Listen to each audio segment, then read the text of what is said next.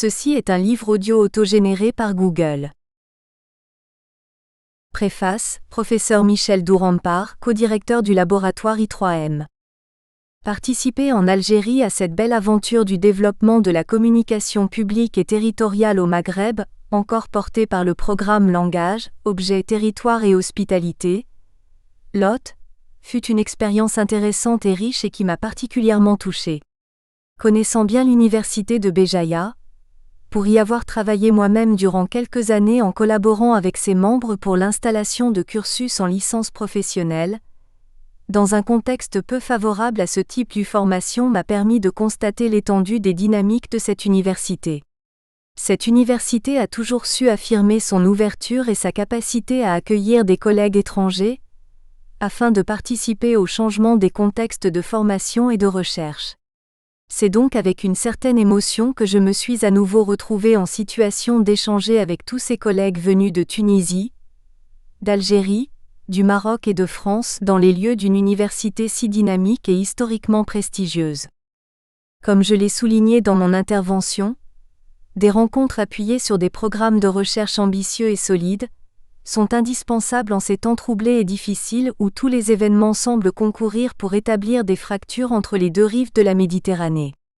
Elles permettent non seulement de maintenir un lien scientifique, mais aussi de résister aux crises engendrant une mécompréhension culturelle identitaire. Alors la science peut servir de passeur, de témoin, sans pour autant gommer nos appréciations différentes sur des problèmes tels que l'exploitation de l'énergie, le développement durable, l'économie solidaire, le lien tourisme-culture-aménagement. Tant de sujets qui nous rassemblent sur le fond, mais sur lesquels les discussions et les éclairages différents de part et d'autre et qui doivent pouvoir se manifester et s'exprimer.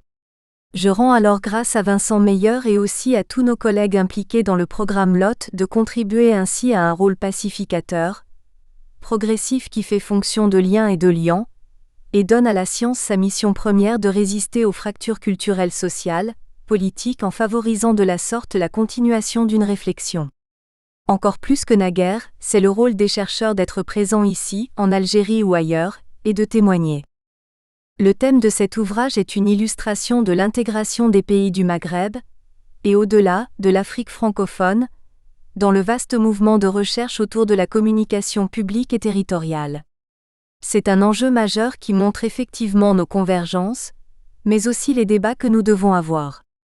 Les approches et les problématiques traitées, apport de la communication au développement des transports publics, acceptation des projets de conservation du littoral, communication de concertation sur l'environnement, sensibilisation sanitaire, sont étonnamment similaires à ceux qui préoccupent le monde francophone et au-delà, l'Europe et le monde. Je suis toujours frappé avant de voir ce qui nous différencie du point de vue des contextes et situations, de constater les dynamiques qui nous permettent de nous rejoindre dans nos préoccupations et motivations. C'est bien justement l'éclairage de ces deux plans rejoints et contrastés que le colloque de Béjaïa a permis de manifester et de faire entendre. Les colloques de Djerba en 2012 ou de Taroudan en 2015 permettent ainsi de suivre le fil d'une réflexion abondante et multiple dans ces champs d'application, et les problématiques diverses qui se signalent et sont un fil conducteur favorisé par les sciences de l'information et de la communication. Cette discipline joue ainsi son rôle moteur sur l'établissement de l'interdiscipline et d'une analyse globale et spécifiée sur de nombreux points reliant aménagement, rôle des acteurs institutionnels et des populations, débat autour du développement des territoires afin de faire face aux grands problèmes du temps. Qu'on en juge par la diversité des apports scientifiques et des pratiques de recherche initiées, en cours ou réalisées, qu'il s'agisse de l'impact des représentations territoriales sur la mise en œuvre de projets de développement dans les territoires ruraux en Algérie, au Maroc et en Tunisie, de l'acceptation des populations face au développement territorial, du marketing urbain à Béjaïa, du rôle des médias et de la communication environnementale en Tunisie, de la communication publique et territoriale à l'heure des technologies de l'information et de la communication, TIC pour l'ensemble du Maghreb. Des questions et évolutions qui ne se résument pas bien sûr à leur seule résolution par une approche communicationnelle. Pour autant, celle-ci permet de rassembler et de mettre en synergie ce qui relève de l'aménagement, du développement, du marketing et du management, mais aussi de la concertation si vitale pour traduire ensemble et conjointement ces changements. Elle favorise aussi une convergence des regards dans une dynamique de participation et de concertation, qui font œuvre pour que les populations ne soient pas écartées des processus en cours ou en gestation. Évidemment, cela montre aussi les difficultés à résoudre afin d'engager des mouvements, aussi bien au nord qu'au sud, mais surtout au sud, pour enclencher des changements qui ne sont pas toujours historiquement établis politiquement et structurellement, et qui demandent des efforts considérables pour engager ces mutations culturelles et politiques. De ce point de vue, il est bien possible que, justement, un tel contexte d'émergence et de continuité d'une volonté souvent contrariée de mettre les populations au cœur des projets d'aménagement ou d'adaptation des territoires, ouvre des processus pertinents et innovants qui peuvent aussi nourrir la réflexion au Nord. C'est bien ce rôle et cette mission qu'a porté le programme LOT durant des années.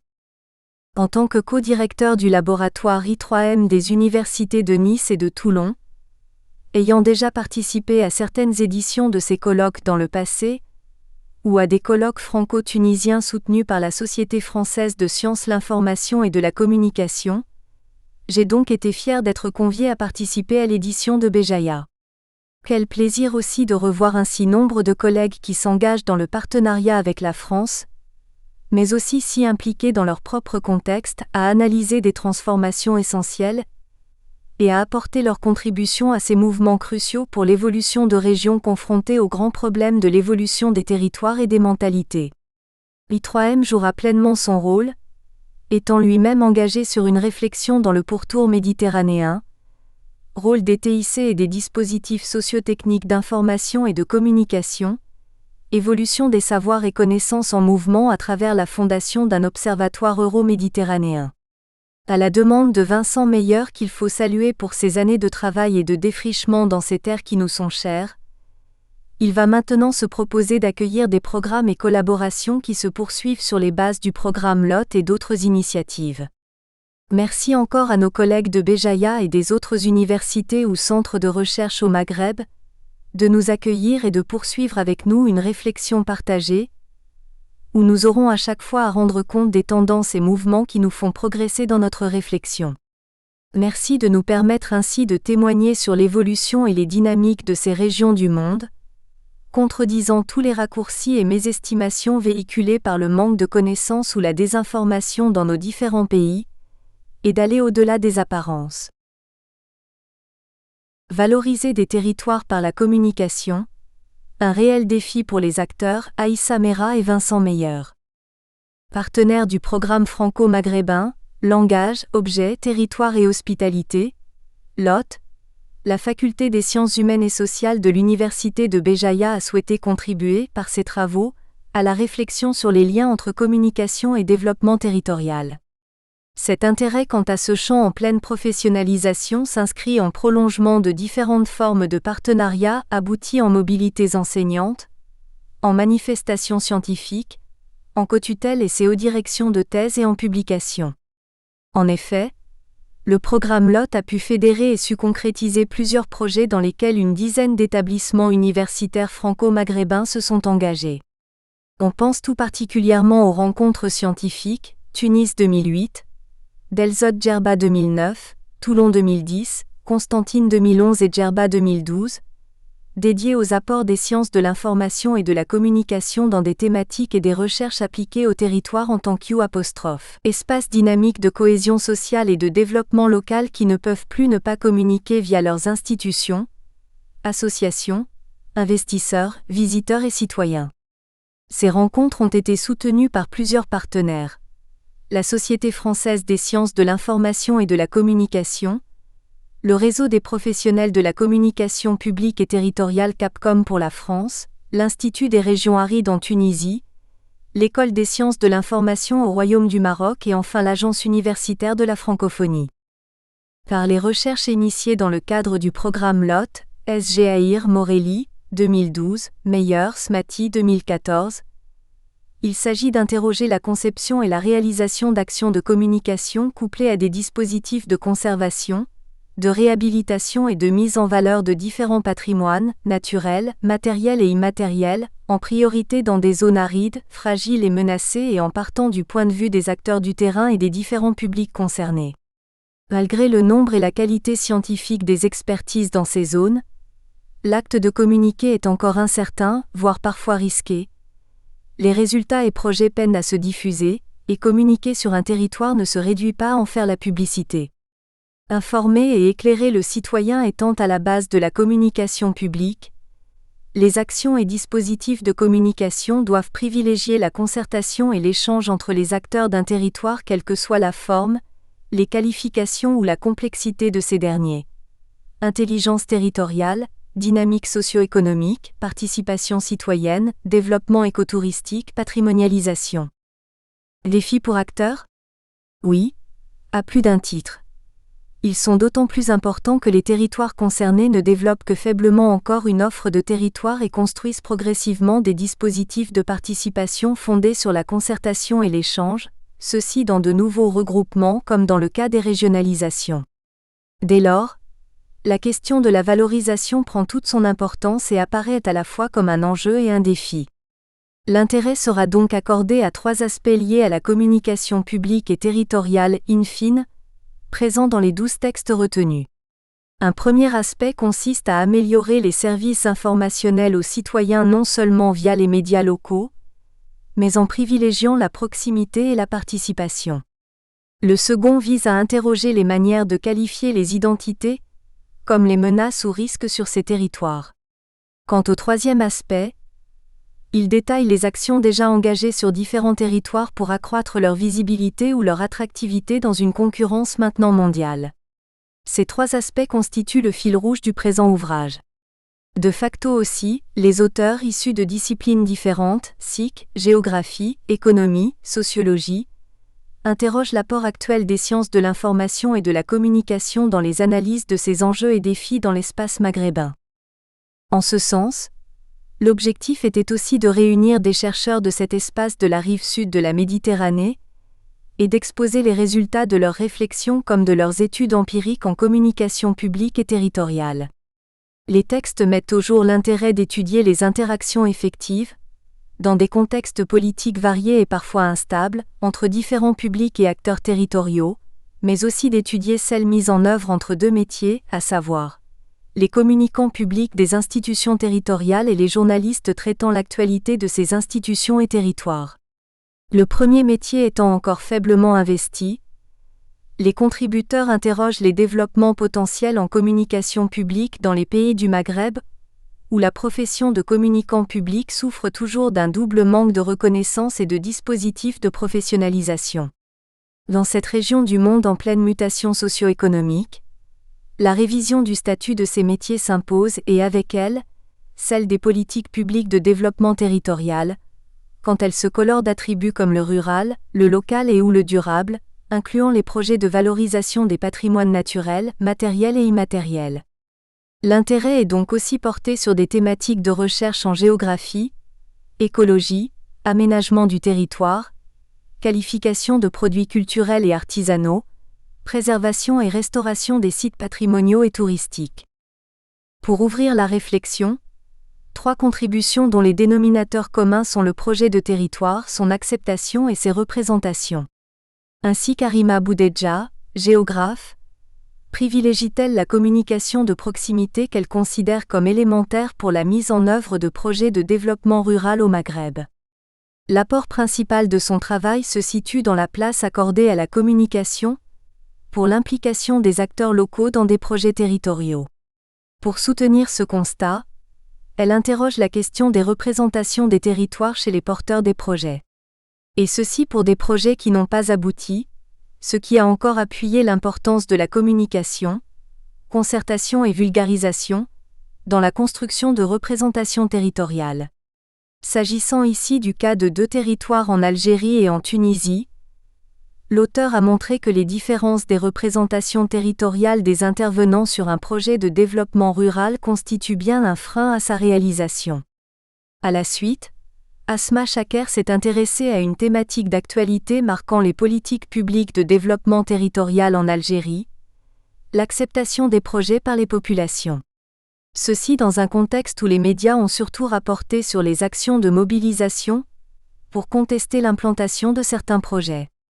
Souvent, ces mobilisations collectives sont encadrées par des acteurs associatifs et experts engagés pour la cause. Les préoccupations à la base de ces contestations sont liées aux risques pour les populations et aux menaces sur l'écosystème. Les expériences ont montré que fréquemment ces oppositions ne sont ni fondées, ni justifiées. Elles ont montré aussi que ces projets sont précédés par des évaluations expertes, mais ne sont pas accompagnés d'un travail de communication. C'est dans cette vision que l'économiste convoque la communication territoriale comme une stratégie préalable pour l'acceptation des projets, passant là encore par l'adhésion des acteurs comme ici ceux impliqués dans le projet des aires marines protégées de Taza dans la région de Jijel. Toujours dans cette thématique de l'apport de la communication pour l'acceptation des projets de développement territorial, Wafa et Bouchaf traite de l'aménagement urbain dans un site abritant des habitations précaires dans la vallée de Bouregreg près de Rabat au Royaume du Maroc. Dans cette vallée, entre lotissements régularisés et bidonvilles, la gestion s'est avérée difficile surtout avec les tensions et conflits rencontrés lors des travaux d'aménagement, restauration du bâti existant et installation de nouvelles infrastructures. Si de tradition et jusqu'à un passé récent, les politiques publiques d'aménagement ont été conçues et décidées selon une approche élitiste et technique, de plus en plus les populations à travers leurs acteurs associatifs exigent une participation au processus décisionnel. Après un nécessaire retour sur des éléments théoriques sur la communication publique dans ces modes projets, et concernant les textes juridiques organisant et régissant cette démarche désormais institutionnalisée au Maroc, l'auteur nous rapporte l'expérience d'une agence pour l'aménagement de cette vallée, en analysant les stratégies d'anticipation et d'accompagnement adoptées et suivies en matière de communication avec les populations. La dimension médiatique, depuis le traitement journalistique aux usages des technologies de l'information et de la communication, TIC, n'est pas en reste et constitue la seconde série de questions posées dans cet ouvrage. Traitant de l'environnement dans la communication publique, Hamida Elbour interroge les pratiques journalistiques. Pour elle, l'importance du traitement renseigne sur l'intérêt accordé à cette thématique surtout en termes de mobilisation collective sur des périodes distinctes en Tunisie. Considéré comme un sujet dépourvu d'enjeux et relégué en page intérieure, l'environnement dans la presse tunisienne d'avant la révolution de 2011 peinait à trouver une place dans l'agenda médiatique. Son traitement ne dépassait pas les activités protocolaires, coïncidant avec des journées dédiées à la protection de l'environnement. Consciente de l'importance de la qualité du cadre de vie pour le développement d'un pays qui ne peut se passer du tourisme, l'auteur examine l'évolution du discours médiatique sur l'environnement à travers la presse écrite. Son objectif est de vérifier si l'ère post-révolutionnaire permet des ruptures ou des continuités dans la nature de ce traitement. Cette thématique de l'environnement est encore présente dans un texte dédié à la concertation des acteurs locaux en charge des questions environnementales. Pour Farouk Barloul et Aïssa Mera, la communication environnementale pratiquée par les différents acteurs locaux ne peut pas se réaliser séparément. Nous sommes bien dans une construction collective d'un problème d'environnement et de sa prise de conscience. Les contributeurs serrent d'abord les préoccupations citoyennes et institutionnelles liées à l'environnement au niveau local. La nouveauté apportée par cette contribution se situe au niveau de la proximité territoriale en matière de sites problématiques, de population et d'acteurs en interaction. Ici, la communication sur l'environnement est envisagée comme processus d'échange et de partage d'expériences et de connaissances entre les acteurs mobilisés pour la cause écologique. Pour illustrer cette vision dynamique d'une problématisation de l'environnement, les auteurs analysent un corpus d'émissions de débat portant sur les problèmes d'environnement dans la ville de Béjaïa, diffusées animées par les acteurs publics sur les ondes de la radio locale. Toujours à Béjaïa, Warda Dinhala et Leila Hamou traitent la question de la promotion du patrimoine culturel local de cette ville par les associations en mobilisant les TIC. Cet équipement de la communication publique vise la valorisation des sites patrimoniaux locaux à des fins touristiques pour soutenir un héritage collectif, mais offre aussi de nouvelles pistes de mobilisation pour les acteurs associatifs. En effet, Devant les difficultés auxquelles est confronté le mouvement associatif culturel, les TIC constituent une perspective alternative pour mener à bien des actions surtout auprès des jeunes. Ces dernières visent la promotion du patrimoine local en passant par des objectifs de visibilité, de prise de conscience, de sensibilisation et de pouvoir d'agir avec la population, les acteurs institutionnels et les opérateurs touristiques. Focalisée sur l'émergence de nouveaux acteurs comme de nouvelles formes de communication, cette étude met au jour des pratiques et des expériences méconnues qui renseignent sur les potentialités d'un mouvement associatif de jeunesse en matière de promotion de patrimoine. La communication publique et territoriale est bien plurielle dans ses applications et thématiques. C'est ce que montrent 3 contributions depuis la question de communiquer une authenticité, à celle de prévenir certains risques ou encore d'accompagner des mobilisations visant à favoriser les mobilités internationales. Enseignant-chercheur dans une école de commerce, Abdellatif et Eda annoncent la couleur d'entrée de jeu. Le Maroc s'est engagé dans des politiques de valorisation du patrimoine de terroir. Il inscrit d'abord son propos dans un cadre théorique pour montrer l'apport d'une communication sur l'authenticité d'un territoire et d'un marketing territorial touristique pour sa promotion. Il insiste ensuite sur la nécessaire combinaison d'une communication promotionnelle et d'une valorisation d'un patrimoine sur un territoire. Les produits de terroir de l'entreprise Zitna dans le sud du Maroc sont, à ce titre, exemplaires. Enfin, dans son traitement, il met en exergue la dimension de l'identité en interrogeant son apport pour cette communication et la plus-value pour une entreprise de terroir de se présenter comme acteur et porteur de valeurs identitaires. Mounir Jaraya s'intéresse, lui, à la communication sanitaire dans et pour un territoire. Le gouvernorat de Sfax en Tunisie. L'auteur interroge les actions de communication destinées aux usagers du secteur sanitaire pour lutter contre la tuberculose. Après avoir présenté les risques de cette maladie infectieuse qui reste un problème de santé publique et le contexte épidémiologique tunisien, l'auteur explicite la stratégie nationale de lutte et de prévention dans ses différentes composantes sur le terrain. La logique médicale fondée sur la santé, les soins, s'avère insuffisante, c'est pourquoi en partageant cette vision, l'auteur privilégie la logique de prévention basée sur une communication par la vulgarisation et la médiatisation. L'étude proposée par Linda Saadawi et Walid Zogbi innove en matière de vision de l'apport de la communication médiatique pour le développement territorial. Conscient de l'importance du secteur des transports, les auteurs reviennent sur son évolution considérée comme un indicateur de la puissance économique d'un pays. Le texte porte sur les récents investissements publics dans les transports en Algérie. Un pays à territoire de continent, relief disparate, rythme d'urbanisation accéléré, trafic croissant et grande diaspora éparpillée. Ce dernier élément est particulièrement pertinent pour traiter la question de mobilité, croissante en déplacement des voyageurs et des marchandises. Pour les auteurs, malgré les efforts visant le renforcement et l'amélioration des conditions de transport aérien, la communauté algérienne établie à l'étranger se plaint de la qualité des prestations et des prix. Plus active, la diaspora pénalisée se mobilise fournissant de la sorte un autre exemple de communication publique, celle pensée par les membres de cette communauté désormais exigeante qui discute du problème et interpelle la compagnie Air Algérie à travers les réseaux sociaux et des interventions dans les médias. Les dispositifs sociotechniques d'information et de communication prennent de plus en plus de place dans la boîte à outils du communicant public. C'est par cette place croissante que se clôt le vaste questionnement initié dans cet ouvrage. Dans une approche économique, Ali Kardouche et Abdelouab Makloufi décrivent l'apport de la 3G au développement territorial en Algérie. Cette technologie s'inscrit dans une perspective opérationnelle des usages des TIC, notamment ceux liés au développement socio-économique. Bien qu'il soit optimiste en matière de potentialités offertes par la 3G en fonctionnalité et en qualité, les auteurs prennent en considération les facteurs contextuels caractérisant le processus de son introduction, de son application et de sa généralisation. Il se démarque toutefois de la position prônant la primauté des projets de réseaux de transport et d'aménagement structurel traditionnels, au détriment des projets de la télématique. C'est pourquoi, il réfute une vision de la 3G, dans son aspect promotionnel, limitée à la téléphonie mobile.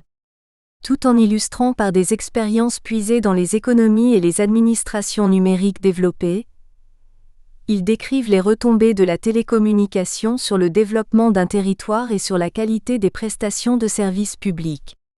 En interrogeant la thématique dynamique du territoire et de son développement axé sur la valorisation et la promotion de ses composantes, Khaled Zouari propose d'élargir le front de la recherche en communication publique et territoriale en y incluant l'économie solidaire et la communication en ligne. Il justifie l'idée selon laquelle le développement territorial ne se réalise pas dans un vide social. Dans cette vision, il inscrit sa contribution dans le cadre des études valorisant les pratiques sociales traditionnelles renforcées ou reconfigurées grâce au TIC. Après une revue ciblée des expériences de modèles aboutis et reconnus en la matière, il opte pour l'économie solidaire en proposant des pistes pour un projet approprié et adapté au contexte maghrébin. Pour ce faire, il observe les acteurs de l'économie solidaire en situation d'usage des outils de communication numérique et leurs actions pour valoriser leur territoire. Enfin, Mustapha Genaou propose une approche basée sur une enquête de terrain comparative entre deux collectivités locales se trouvant de part et d'autre de la Méditerranée, la mairie et l'Assemblée populaire communale. Cette contribution reprend en outre une proposition portant sur la mise en place d'une convention appelée la Charte 3C. Ces objectifs portent sur les principes de la communication publique, vecteurs principaux du développement territorial en Algérie. Ces principes rappellent la communication, la civilité et la citoyenneté pour les inscrire dans une perspective opérationnelle où s'impose l'utilisation des moyens de la téléphonie mobile, de la bureautique et de l'Internet. L'usage des TIC se présente ainsi comme une démarche qui rapproche l'administration des collectivités locales des administrés, et vice-versa. Par cette charte, une confiance s'installerait pour proposer un environnement qui réponde aussi à une lutte contre la bureaucratie. Cet ouvrage est donc une nouvelle pierre ajoutée à l'édifice pour publiciser et discuter les résultats des travaux de recherche engagés dans le cadre d'une communication publique et territoriale en construction au Grand Maghreb.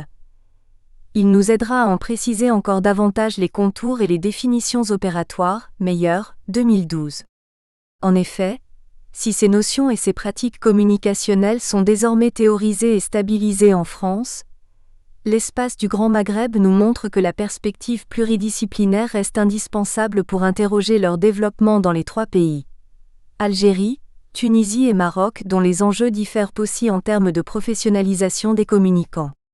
Le professeur Michel Dourampar de l'Université de Toulon est directeur adjoint du laboratoire Information, Milieu, Médias, Médiation, I3M, depuis longtemps associé à nos travaux les reprend dans la préface.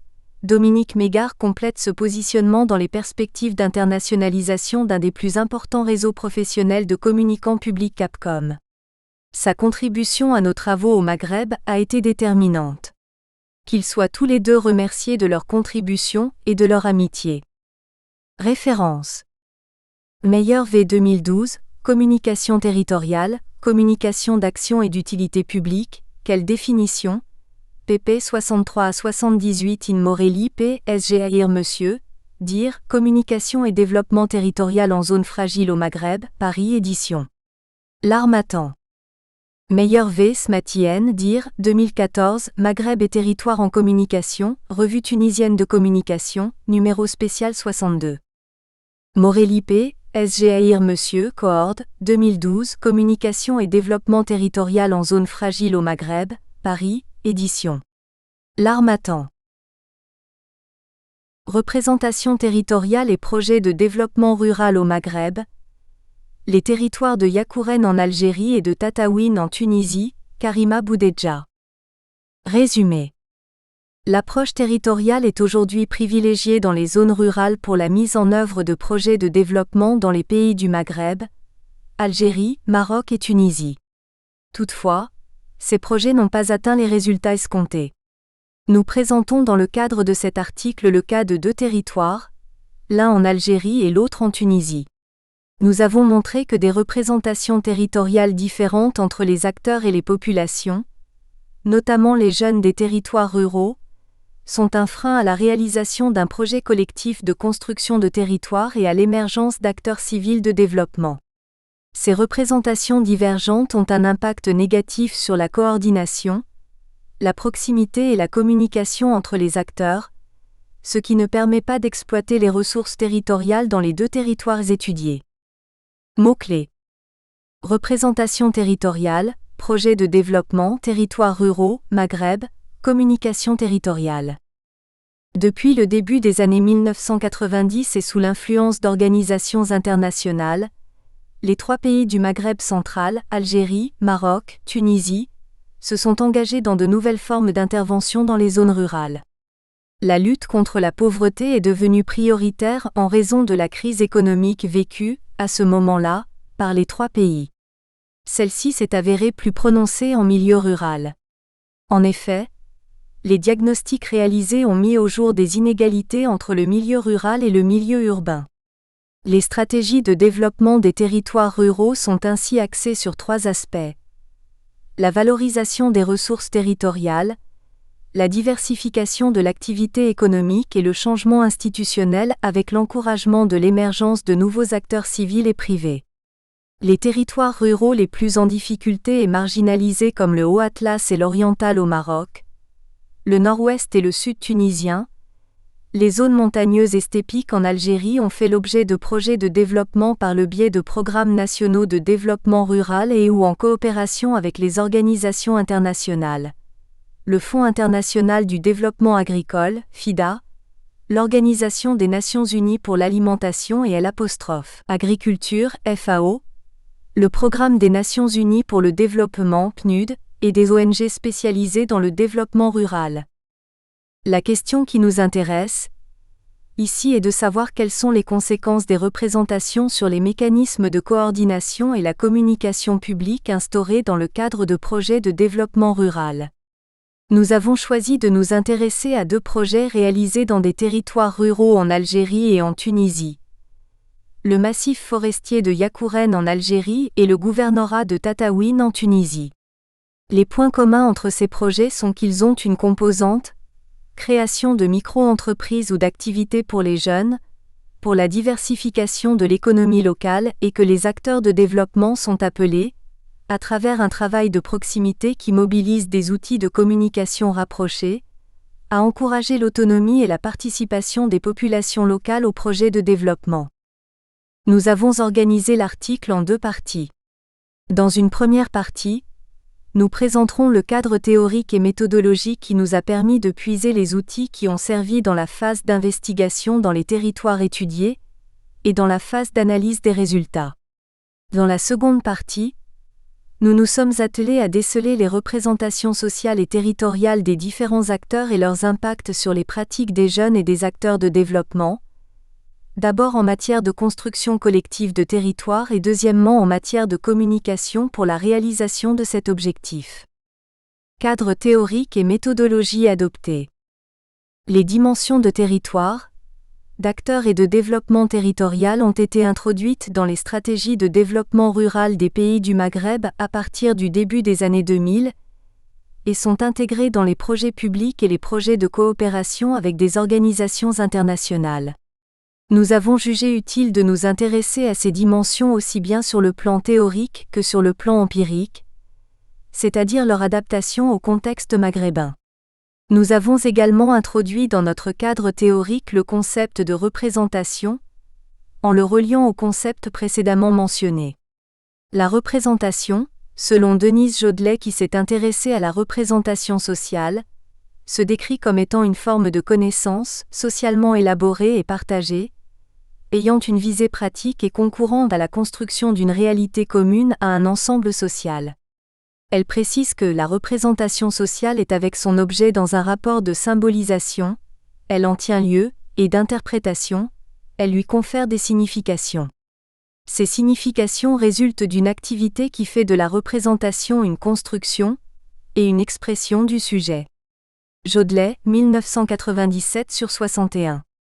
Les représentations territoriales sont des représentations sociales qui ont pour objet le territoire et qui peuvent être cernées par le biais de plusieurs éléments. Caractéristiques socio-économiques, caractéristiques identitaires et histoire du territoire qui a contribué à l'émergence de valeurs et de structurations sociales spécifiques. Dans des zones rurales difficiles telles que celles auxquelles nous nous sommes intéressés, le territoire est représenté à travers son rôle dans la vie, voire la survie, de la population.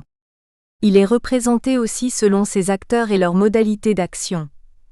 Celles-ci dépendent de leur hiérarchisation qui détermine leur rôle, porteurs de projets, simples relais politiques locaux, obstacles à l'initiative locale, etc. Oudéja 2013.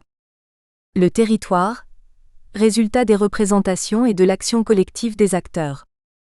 Le territoire est un concept qui est adopté par les politico-administrateurs dans les 3 pays du Maghreb et souvent clairement défini dans des documents des stratégies de développement rural. Algérie, MADR 2004, Maroc, MAPM 2009. Pourtant, c'est un concept défini et adopté ailleurs qui a été importé par les pays maghrébins. Le territoire s'impose comme un construit social permanent, en constante appropriation. Il se construit ainsi grâce aux relations durables de proximité géographique, développées entre une pluralité d'acteurs. Leloup et al. 2005. Le territoire est donc défini par rapport à son appropriation, pour sa reproduction par les acteurs. Le territoire est ainsi étroitement associé aux acteurs. Guy Dimeo l'explique. La territorialité, comme le territoire, n'existe que par référence aux acteurs sociaux et à leur action, 1998/108. Après avoir fait une apparition tardive en géographie, la notion d'acteur a évolué, tout naturellement, vers la notion d'acteur territorialisé. Celui-ci est défini par Hervé Gumuchian et al. Comme étant tout homme ou toute femme qui participe de façon intentionnelle à un processus ayant des implications territoriales, 2003/144.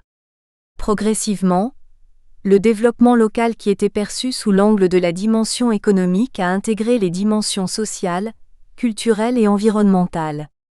Le concept de territoire a alors commencé à prendre plus d'ampleur par la mise en avant des spécificités territoriales, à travers des opérations de communication axées sur des avantages comparatifs ancrés au territoire.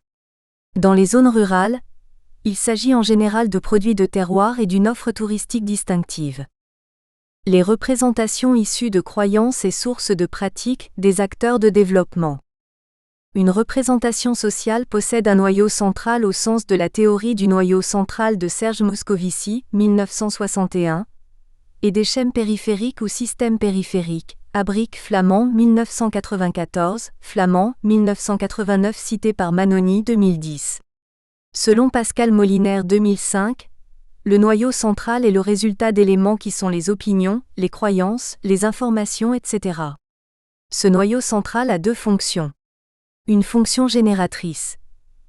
Il détermine les représentations périphériques comme par exemple le rôle important attribué aux ressources du territoire par sa population, et une fonction organisatrice.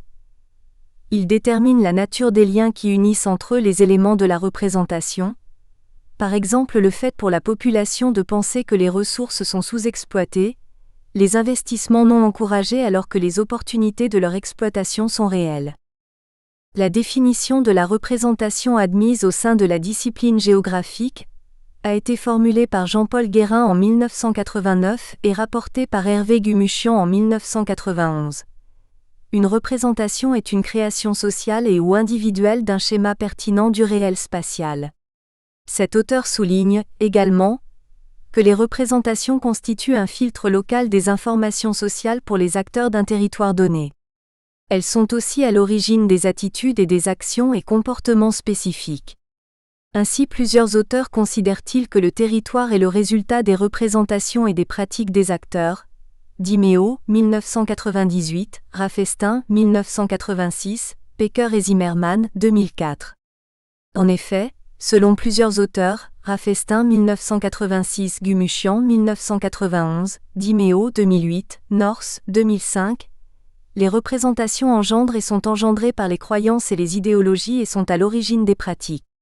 Les acteurs locaux dans les territoires ruraux des pays du Maghreb ont des difficultés à s'affranchir des croyances ancrées, issues de plusieurs décennies de décisions centralisées.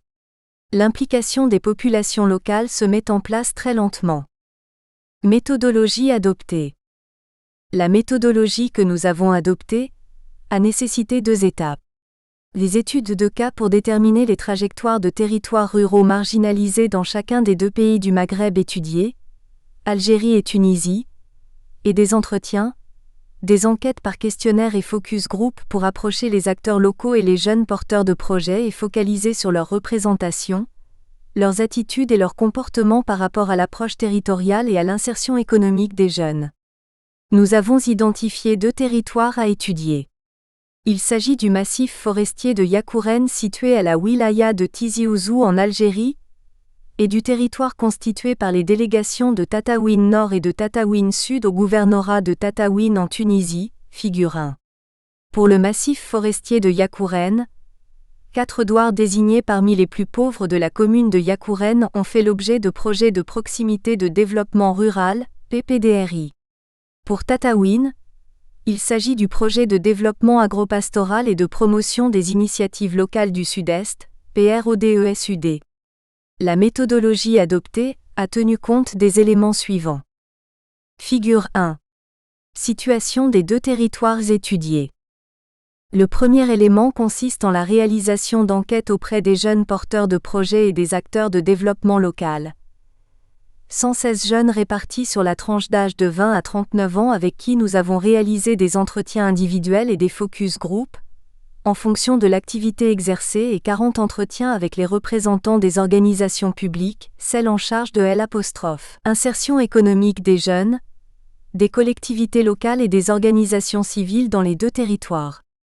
Nous avons voulu dégager les croyances et les représentations des jeunes concernant les acteurs de développement et le territoire sur les aspects de l'appui proposé par les organisations de développement des différentes catégories, les méthodes d'intervention des organisations d'appui, l'émergence de nouveaux acteurs civils et les spécificités du territoire, c'est-à-dire ce qui selon eux distingue leur territoire par rapport aux autres territoires du pays, leur perception sur la trajectoire de développement du territoire et l'existence des un projet de construction collective de celui-ci.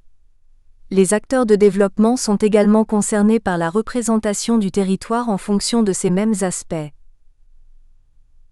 Par contre, c'est la représentation qu'en ont les jeunes que nous avons voulu comprendre, notamment leur réactivité par rapport aux dispositifs d'insertion économique, leur degré d'initiative et d'innovation, leur dynamisme et leur rapport au territoire.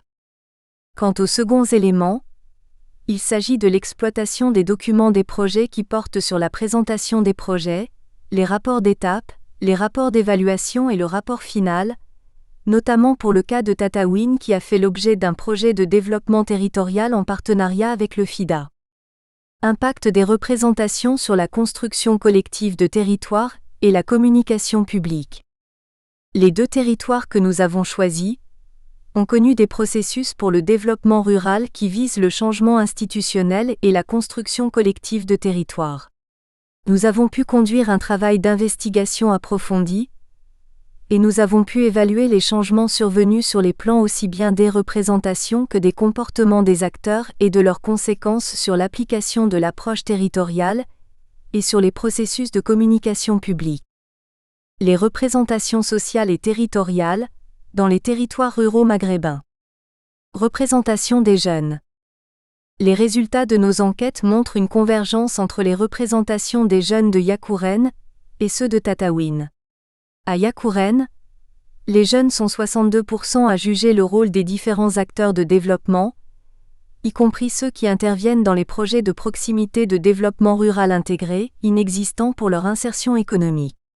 Il est important pour 30% d'entre eux. Il s'agit des jeunes qui ont bénéficié du financement de l'ANSEJ ou bien des subventions du secteur agricole. À Tataouine également, les jeunes que nous avons interrogés jugent l'action des organisations d'appui inexistante à insuffisante pour la majorité alors que 25% seulement jugent leur intervention intéressante et 7% utile.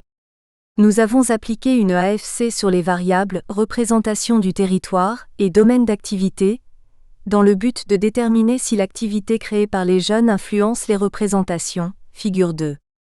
Il s'avère qu'aussi bien à Yakouren qu'à Tataouine, l'activité influence clairement les représentations.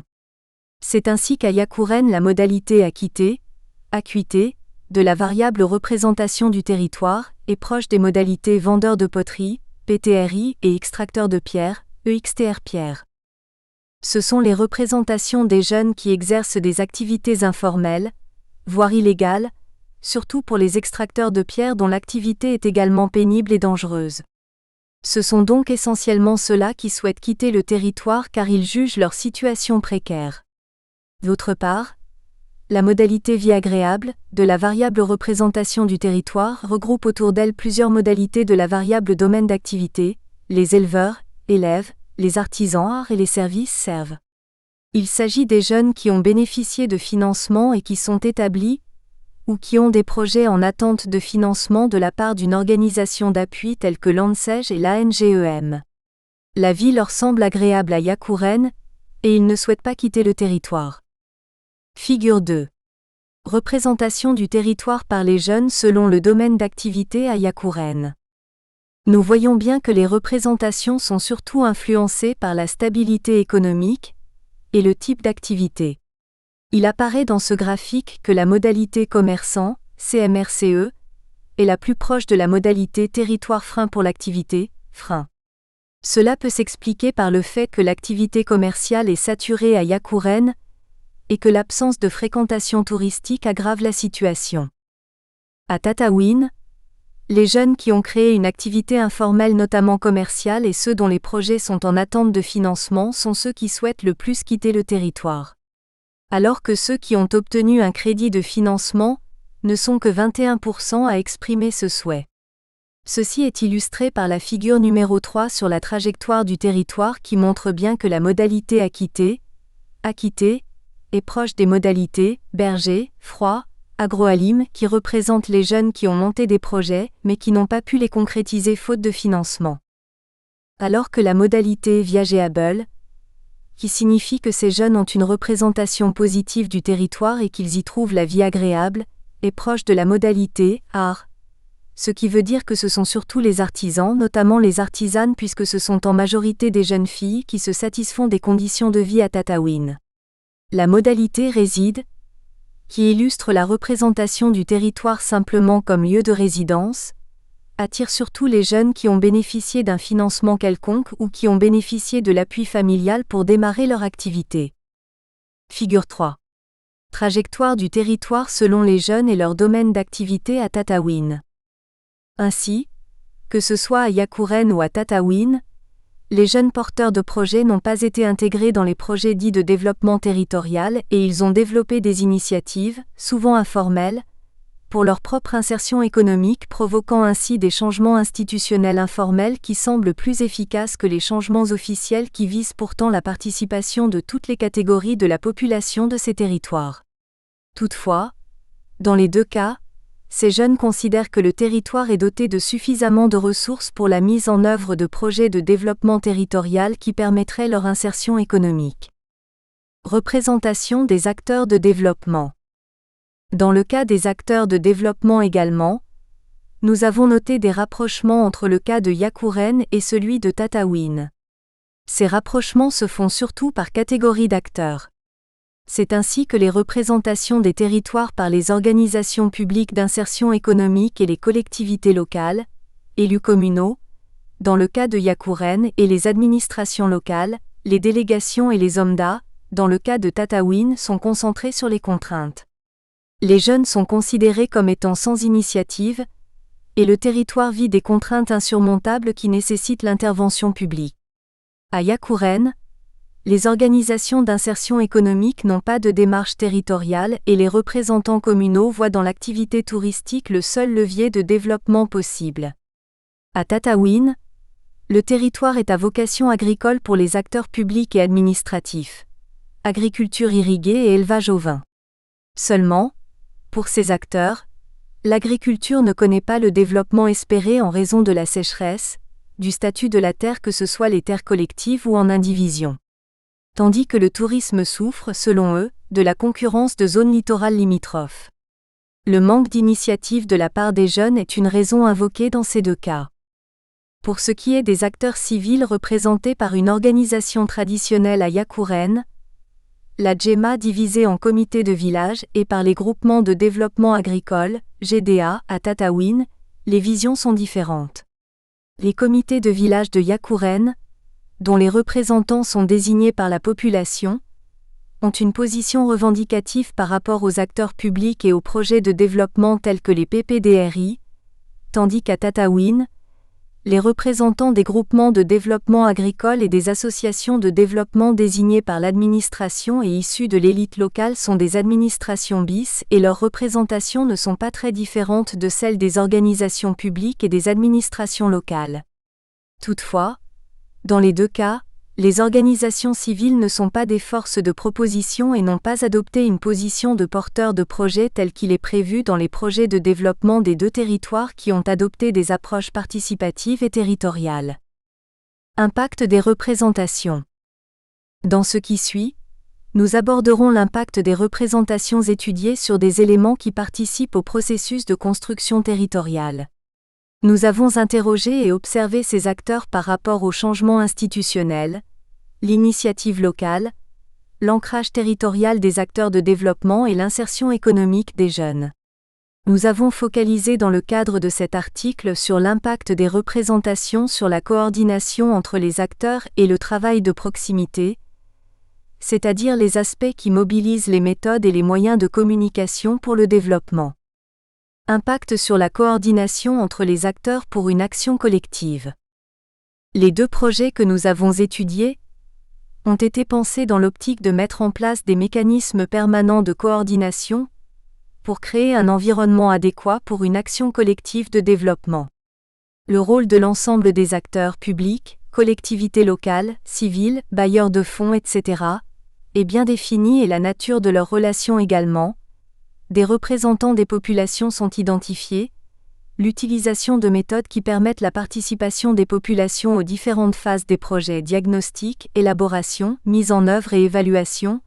Les services agricoles sont les maîtres des œuvres des projets et les collectivités locales servent de relais entre les populations et leurs représentants et les différents acteurs publics.